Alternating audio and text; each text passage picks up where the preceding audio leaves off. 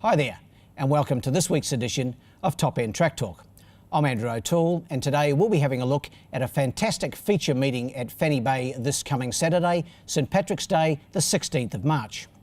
A total of 6 quality races and some 48 horses will be on show this Saturday, with the feature the $40,000 Shenanigans St Patrick's Day Cup. This 1600 metre event has a long and proud history, and the field this year is stacked full of quality and should provide an even contest and possibly around a $5 favourite. The first race gets underway at 2:38 p.m. Northern Territory time and is the Shagger-a-Doo handicap for the 0 to 70 sprinters over 1100 metres. My numbers in the first are 1, 3, 2 and 4. I'm going here with number 1, Calzine from the stable of Gary LaFoe Jr. Kim Gladwin takes the mount. This horse was a winner 2 starts back on the 13th of February. That was over this trip of 1100 metres. Then last time out on the 23rd of Feb, he got stuck wide in transit. He was 3 and 4 wide in a small field over 1,000 and did well, I thought, to battle on to run third. Up to the 1100 metres again, I think in the small field he gets his chance to return to the winners list. I've got him on top, number 1, ahead of number 3, Delta Dior from the stable of Pat Johnston, and the visiting Victorian apprentice Jesse Philpott takes the mount. Good second last time out behind the smart Divine Red, and I think over this trip Delta Dior will prove hardest for Calzine to beat. In for third, number 2, that's Tuscarora. He's a fresh runner today for Vanessa Arnott and Jason Manning, and he goes well in that state. And in for fourth, number 4, and that's My Snip. My numbers 1, 3, 2 and 4. The second, the Frisky No More handicap. It's a 0 to 58 and it's also over 1100 metres. Numbers here 3, 1, 4 and 8. He was a really good winner last start here, number 3, Ann Sinner from the stable of Carl Spry. Kim Gladwin took them out last time and he rides again. That was over the 1100, same trip again, and I thought Ann Sinner was really good in beating McIntyre and can do so, or can win again, I think, on Saturday. 3 on top, ahead of number 1, Hatton Man from the very much informed Tayan Halter stable. Ray Viger takes the mount. A win in 2 seconds, his last 3, Hatton Man, the most recent of those behind Black Haze here on the 23rd of Feb. In for third, number 4, Looking For You. Dropping back from the 1200 to the 1100 metres will help this horse, I think, from the stable of Phil Cole, Jared Todd aboard, and my fourth selection, number 8, Flinders Beach. 3, 1, 4 and 8. The third's the Pot of Gold, a maiden. It's obviously for the non-winners. It's also over the 1,000 metres.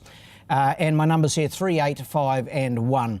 Probably the bet of the day for me, number 3, Patriot Day from the stable of Gary Clark and Kim Gladwin aboard.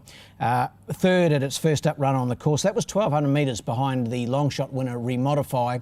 But you'll recall in this race that Patriot Day and Orsamo went very hard up in front. They tired over the concluding stages. I think dropping back from the 1,200 to the 1,000 will suit Patriot Day.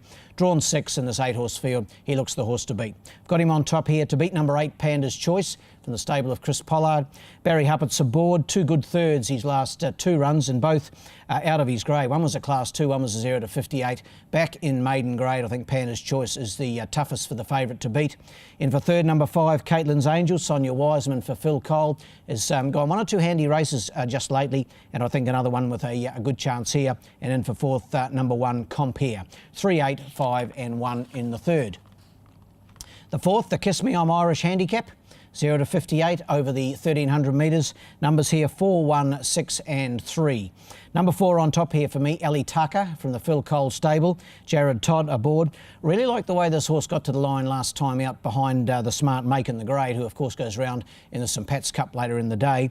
That was over 1,600 metres. That was on the 13th of Feb. Dropping back in trip, 4 weeks between runs, I think sounds ideal to me for number 4, Ali Taka. I've got it on top, maybe at a bit of odds too. Ahead of number 1, Bonaire. Good last start winner for Carl Spry. Carl trains this one and does the riding. He won nicely here, beating Looking For You. That was on the 6th of March, and he'll race well again.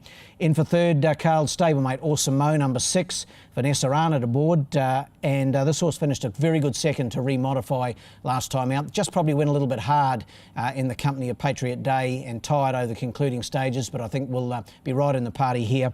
And in for fourth, number 3, Remodify. Backed up that long shot win with a good third here last start. 4, 1, 6 and 3 in the fourth. Getting to the business end of the day, and one of our two features is the Shamrock and Roll Weight for Age. Not easy to say that one. Good luck, Craig Sant. This for the Weight for Age horses, or the open grade gallopers. It's over the 1200 metres, a field of 6 to face the starter, and a couple of quality gallopers here. My numbers 5, 6, 2 and 4. I think the Gary Clark stable to the 4 here with number 5, Neat Feet, and number 6, the captain, Neat Feet. He's a marvel. He's won 8 of 18 over this trip here.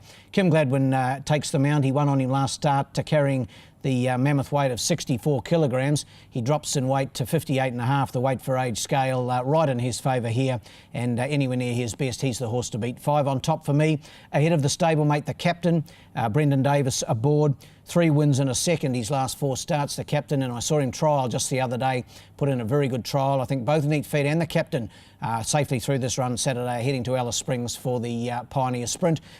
So I'm putting the captain in for a good run to run second. In for third, number 2, El Toronado. He's 8 rising 9 now, but he doesn't know that. Carl Spry takes the mount here, also trains. He was third behind Neat Feet last time out, and he's a quality galloper on his day. And in for fourth, number 4, Lake Jackson. He's had the one run back. That was at Port Lincoln for trainer Angela Forster. He's back in the top end, and over the 1200 metres, he should be hitting the line solidly. 5, 6, 2 and 4 in race 5. Which brings us to the last, the feature, the $40,000 Shenanigans St Patrick's Day Cup. As we mentioned in the preview, a time-honoured race and always a good contest. This event, it's for the 0 to 76 gallopers, and it's over the 1600 metres. In what's a really even field and not easy to work out, I'm going with 1, 10, 8 and 2. On top, number 1, Making the Grade from the Gary Clark stable, Kim Gladwin aboard. He's won his last 2 over 1600 metres. The last of those was on the 23rd of February, so that's 3 weeks ago.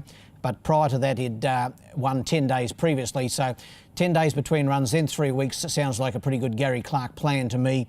And Making the Grade, top weight with 59 kilograms. The one gate should help him. He'll be very prominent in the run. He'll probably lead. And if he can get a soft section or somewhere in the run, he's the horse to run down. Number 1 on top for me, Making the Grade. Ahead of number 10, the real big danger in my eyes, and that's Mazzaro. Tayan Holter has this horse racing tremendously well. Ray Viger in the saddle riding well.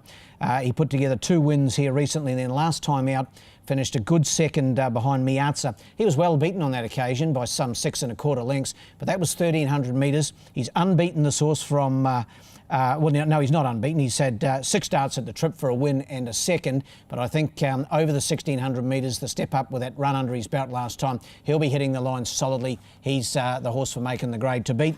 In for third, last year's winner, the Wild Side. Phil Cole trains, Jared Todd rides. 15 starts at the trip for 4 wins and 4 placings. She hasn't had a run since the 2nd of February.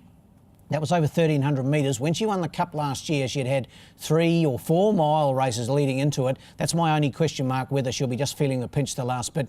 But no doubt Phil Cole will have his mare primed on the day. I've got her in to run a big race in her defence of the Cup. And in for fourth, number 2, Commissar, a stablemate of the Wild Side. He can never be left out of calculations. Sonia Wiseman takes the mount. 1, 10, 8 and 2, and what should be a great renewal of the Shenanigans St Patrick's Day Cup. My best bet in Darwin on St Pat's Day is race 3, number 3, Patriot Day. I just think he'll be winning this maiden event. Dropping back in trip will suit him to my eye. Well, my best roughie comes up in the last, and it's number 4. Last year's St Pat's Cup runner-up, Hamid Art. He's another one that don't let him under your guard. He'll be hitting the line strongly for Carl Spry, and wouldn't surprise to see him right in the party. Well, that wraps up this edition of Top End Track Talk. But we'll be back in advance of our next meeting, which is another Wednesday fixture on the 27th of March. Enjoy St Patrick's Day. In the meantime, good luck and good punting.